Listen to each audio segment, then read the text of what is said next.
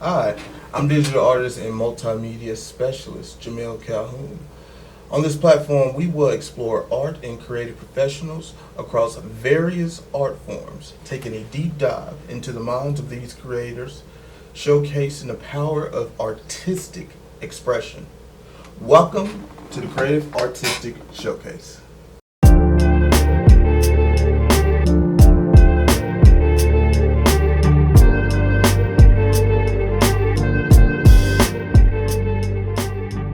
Okay, our first showcase is an art director, a professor, a graphic designer, and he is the founder of Pick Progress. We were able to get a tour with him on his art exhibit for Pick Progress. It was an amazing showcase, but I'll let you guys see for yourself. Chandler Johnson, everybody. My name is Chandler Johnson, and I'm the creator and curator of Pick Progress. I created this program, or not really a program, basically this project back in 2019. I got an opportunity to go to Kenya back in 2019, and it was an amazing trip. And when I got back, I wanted to figure out how to kind of give back to my communities and my culture and everything like that. So I created Pick Progress, starting off with a bunch of different Afro cones, and then I was able to expand it in 2020, or around 2020, 2023, to posters. So like what you're seeing right now are basically the posters from the project. We have over 70 different creatives that have contributed to this project, which is absolutely amazing. They are worldwide, and they have such amazing talent. And I'm so honored to be able to kind of showcase them and represent them. And every poster that you see celebrates Blackness. It has connections to the original project, as I mentioned before, the Afro combs. And yeah, that's basically the start of the project. And we can start over here.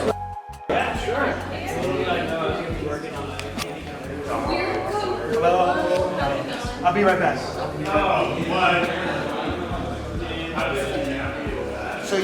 So as you're going through here, you get to see all 70 of the posters and just from all different places. Like Albert, he's from London, which, you know, it's absolutely amazing to be able to connect with people across the ocean. I cannot believe how many people were willing to lend their talents and their abilities to this project, and I'm so fortunate for that. But like I said, they're from all over the place. We got people from Minnesota, from Philadelphia, from London again, from the Netherlands, from Germany, just all over the place. And I think that it shows that all of us not only have similarities, but very much differences when it comes to our talents, to the connections that we have when it comes to the culture and what it means to us. Not only from like being across the seas, but just, you know, our experiences, our opportunities, all those different types of things. But it's just so lovely to kind of see the connections through the colors, but then all the differences with the photos, with the illustrations, all those different types of things, and they all have meaning towards them. But like I said, the project initially started in here. I guess not necessarily in here, but you'll see some of the work that first started this project, and that is the Afro combs and the photos and the interviews. So, like I said, in 2019, after I got through with my trip in Kenya, I was so just humbled by that experience and the sense of community that Africa has to offer. I've never felt more comfortable in my skin when I was in Africa, and so I just wanted to figure out how to kind of give back. And that's when the Afro combs came into play. So I've always wanted picks that have phrases on them, and no one has ever done that, or at least I haven't ever seen any Afro combs that were like that. And so I ended up teaching myself how to 3D print, and I created over 31 of these combs, or I guess 31 of these combs. Each of them have a Black empowerment phrase that I selected. They have definition and meaning behind each one of them that people can find out about on the website, which is pickprogressproject.com. I'll say that a little bit slower this time. pickprogressproject.com. But anyway, each of them have a Black empowerment phrase on them. And so the initial part of the project was that each of these combs, I interviewed different individuals, different Black individuals with different experiences, and we did long form interviews with them. So I interviewed them for like over an hour, and then with the help of a friend, we transcribed it, and then we put it onto the website. And each day from January 31st to March 1st, to kind of signify that Black History Month expands past Black History Month, we posted each of those interviews. And so you see some of the photos that were posted into the project. So not only did we showcase the pics themselves, but we showcased their photos with the pics and modeled them and everything like that. And then we did the whole entire, showed them the interview transcribed and everything like that. And that was the initial part of the project. And it's such a beautiful thing. I was so fortunate. But it was one of those projects that kind of disappeared because we, promoted it in February 2020, and then the pandemic happened and it basically disappeared.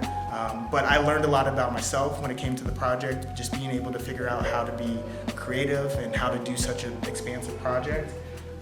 And then in 2013 or 2023, that's when it became the poster series. So I'm on the AIGA KC board. I was working on the programming team at the time. And that's when we had a conversation about how could we maybe take this project, since I felt like it still had life to it, and expand upon it. And that's when we reached out to over the 70 different creatives to just ask them to be a part of this project. They all accepted, and then last year, in February 2023, we posted each of their posters during that same timeline like we did before. So if you notice that the colors of the pics and everything like that match the colors of the posters, and that's intentional. So each of the phrases that are on the posters are the same phrases that are here. Each of the colors that are on here are the same colors that are over there. So young, gifted, and Black, it's yellow over there. It's young, gifted, and Black, yellow over here. And they're all connected. The reason why I chose those colors is because they're kente cloth colors. I wanted to make sure that there is some kind of ancestral history and connection behind it.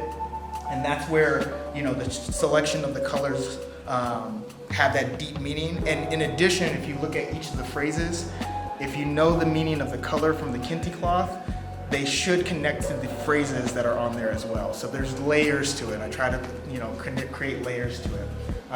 But I'm really fortunate and blessed to just have a spot here at Johnson County Community College. I got to work with Eric Winter to kind of create this space. And my biggest thing is just being able to help create representation, highlight that, Black creatives, we have a lot to contribute to the world. We have a lot of history and culture, and just making sure that we are seen, that we're recognized, and being able to kind of, use our talents to help make a more brighter world is a really important thing for me. And I'm just so, appreciative, and I can't express it enough, of everybody that has helped contributed to this project. And more specifically, I'm so blessed to be able to be a representative of all the amazing talented people that are out there that have, contributed their posters to this project. So that's basically the Pick Progress Gallery, and I guess thank you so much for listening to me tell the story.